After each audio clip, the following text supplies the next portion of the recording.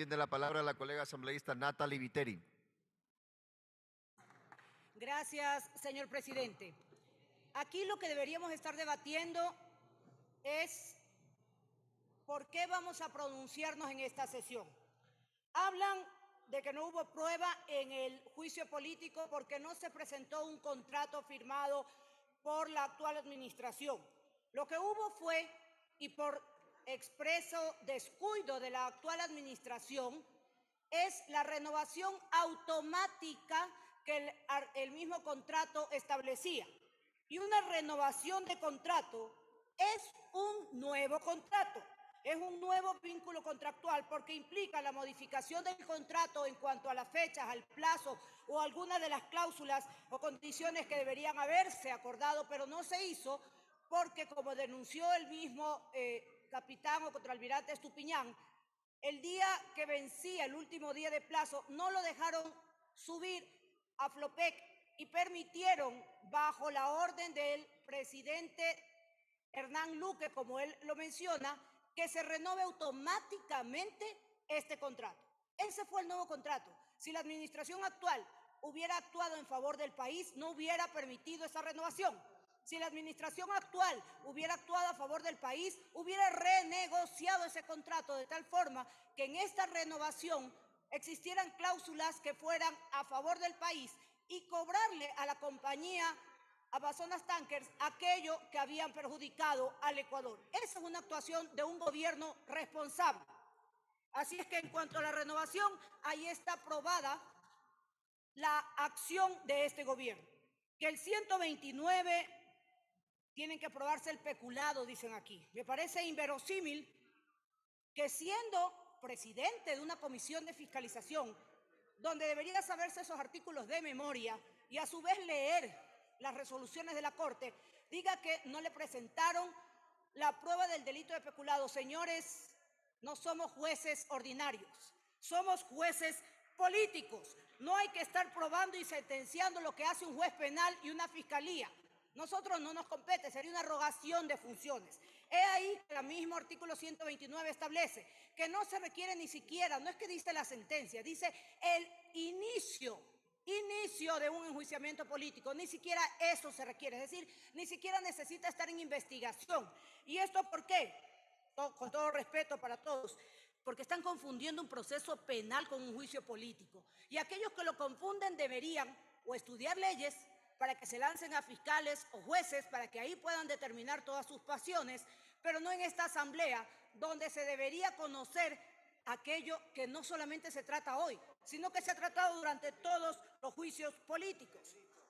He ahí que, por ejemplo, la Corte Constitucional, en su sentencia número 2137-21-EP/21, dice: finalmente, el control político es esencialmente de carácter subjetivo, en cuanto se fundamenta en criterios de libre apreciación, oportunidad y confianza política, dentro de las causales y requerimientos previstos en el ordenamiento jurídico, mientras que el control jurídico es de carácter objetivo. Es cuando el juzgador se encuentra sujeto al derecho, al ordenamiento jurídico preestablecido y a la técnica jurídica. Basta con revisar los pronunciamientos de la Corte. Si googlean en esa comisión, los mismos asesores hubieran encontrado estos pronunciamientos de la sentencia, solo con googlear, porque además tienen las herramientas que la misma institución les da aquí en la Asamblea para que tengan a su favor todas las normas y las resoluciones de la Corte. Así también lo vemos en el caso número 001-17-DJ, que es uno de los que han estado comentando aquí, es decir, cuando se destituyó al aquel entonces vicepresidente Jorge Glass. Y era responsabilidad política por los delitos de cohecho, peculado y enriquecimiento ilícito que estaba en la Corte revisando y sobre el cual dio su pronunciamiento. Y dice: tanto la Constitución como la Ley Orgánica de la Función Legislativa facultan a los legisladores a solicitar el juicio político contra el presidente y vicepresidente de la República en caso de que se cumplan los presupuestos señalados en el artículo 129 de la norma suprema. Este artículo expresa claramente en su numeral 2 que se procederá al juicio político por delitos de concusión, cohecho, peculado o enriquecimiento ilícito. La norma no señala que el encausado sea el penalmente responsable. ¿Se dan cuenta? La norma no señala que el encausado, en este caso el presidente de la República, sea el penalmente responsable por los delitos que hayan sido cometidos durante las funciones de presidente o vicepresidente. Es necesario referirnos a la naturaleza de la institución del juicio político, dice la Corte Constitucional, a quien la menciona, que tiene por objeto separar de sus funciones al encausado y así proteger a la sociedad de su ineptitud para el desempeño del cargo. Este proceso no entraña la pérdida de la libertad del individuo, sino únicamente la remoción de su cargo. Si aquí nosotros atrevidamente quisiéramos probar un supuesto peculado, estaríamos diciendo que el presidente debe ir a la cárcel, lo que no nos compete y lo que la Corte Constitucional expresamente ha dicho. Este tipo de causas se juzgan culpas políticas en función del impacto que la conducta del enjuiciado produce a la comunidad, lo que está, pero por demás probado. Tal es así que 104 votos hubieron cuando se le llamó para que se haga este informe y esta denuncia de juicio político.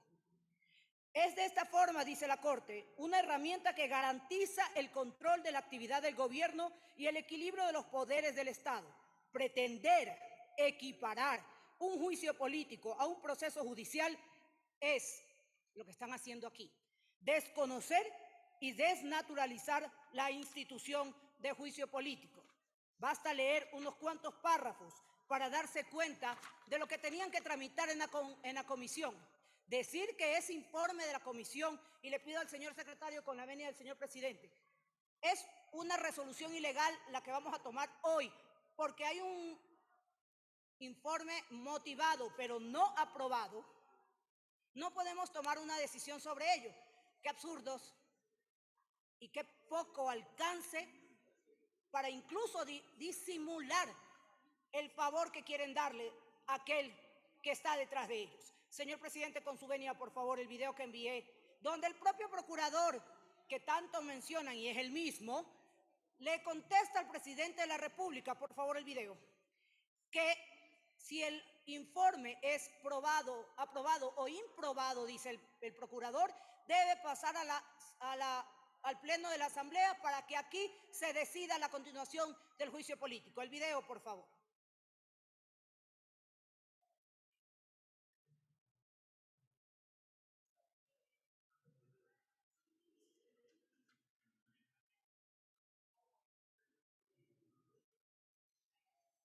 Están descargando el video, se puede proseguir, señor asambleísta. Gracias. En la misma resolución que hablamos de la Corte Constitucional, dice que el artículo 148 de la Ley Orgánica de Garantías Jurisdiccionales y Control Constitucional, y véase que todo esto tiene relación al juicio político de un presidente y vicepresidente de la República, no estamos hablando de otras autoridades.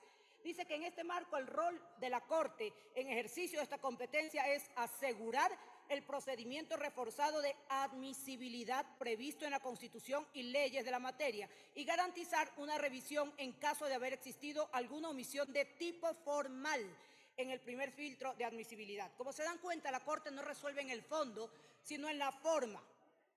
No sé si eso lo conozcan aquellos que hicieron el informe y el presidente de esta comisión que tanto lo defiende. Se dice que la Corte se refiere exclusivamente a temas de forma en que la solicitud ha sido formulada. El artículo 153 de la misma Ley Orgánica de Garantías Jurisdiccionales y Control Constitucional en su parte pertinente establece: en el caso del juicio político, la Corte no tiene competencia para pronunciarse acerca de si están probadas las infracciones y la responsabilidad de la presidenta o presidente de la República. La Corte solamente dice: cumplieron los requisitos, este es el delito esta es la causal que han demostrado, sobre esta trabajen. Pero no dice, no pueden hacer un juicio político a menos de que haya la culpabilidad y las facturas de que se endosó el dinero directa o indirectamente. Fue lo mismo de lo que acusaron en aquel entonces al ex vicepresidente Glass. Gracias, señor presidente. Con su autorización procedemos, señor presidente. Proceda, señor secretario, y le recuerdo, señor asambleísta, que le queda 1 minuto. No, porque esperé al video. Precisamente el Procurador General del Estado respondió a una consulta del presidente de la República acerca de qué debe hacer la comisión en el caso de que no se alcancen los votos para la aprobación del informe. Y remitiéndose a la propia ley de la función legislativa, señaló que puede ser enviado un informe improbado al presidente de la Asamblea Nacional, elaborado por el equipo asesor de la Comisión de Fiscalización. En ese estado de informe no aprobado, se remitirá al presidente Virgilio Saquicela y es el presidente de la Asamblea Nacional y el Pleno de este Parlamento el que tomará la decisión final. Miren ahí cómo escuchamos la claridad del entendimiento de lo que teníamos que realizar hoy, diferente al discurso que pronunció la misma persona, el presidente de la Comisión de Fiscalización, que encima hace el show de irse. Cuando uno está en un trabajo, aunque le guste o no le guste lo que ocurre, tiene que quedarse ahí. Caso contrario, el jefe lo despide. El señor no puede abandonar la sala porque le guste o no le guste el tema que se discute o porque no va en su línea. Y es lo mismo que hace todo el tiempo. Viene solo para marcar y de ahí desaparece. No está en las votaciones, no está sino cuando le conviene estar. Este señor es uno de los asambleístas que solamente está para fijar su comparecencia, pero no actúa nunca ha presentado un proyecto de ley, nunca ha puesto observaciones en los proyectos de ley que aquí debatimos, nunca ha puesto una denuncia de un juicio político que tanto nombra, sí, porque no puede por ser el presidente de la comisión, exacto, pero no puede jactarse de lo que hace la comisión como si fuera propio, porque él, al igual que todos los presidentes de las comisiones, reciben lo que les envían del CAL y lo tramiten a la comisión. No es de él el tema per se que se trata, aunque hay muchos que sacan sus tweets, que ha pedido informes a Contraloría y que tiene como 40 o 50 informes, como decía, del ex prefecto del Guayas, Jimmy Jarala, y nunca más se pronunció, lo escondió. Qué raro, ¿qué habrá pasado? ¿Qué comunicación habrá tenido? Gracias, colega asambleísta. Solamente un minuto porque me quitaron el otro. Lleva el vicepresidente 12 minutos, colega. Fue acusado por peculado y enriquecimiento ilícito y le dicen que es por los ingresos percibidos por sí o por interpuestas personas en su tío Ricardo Rivera. Aquí tenemos al gran padrino, que es el que manejaba, y a uno el que ya le dieron vire, porque no les convenía mantenerlo sabiendo 3 meses dónde estaba ubicado. Gracias, señor presidente.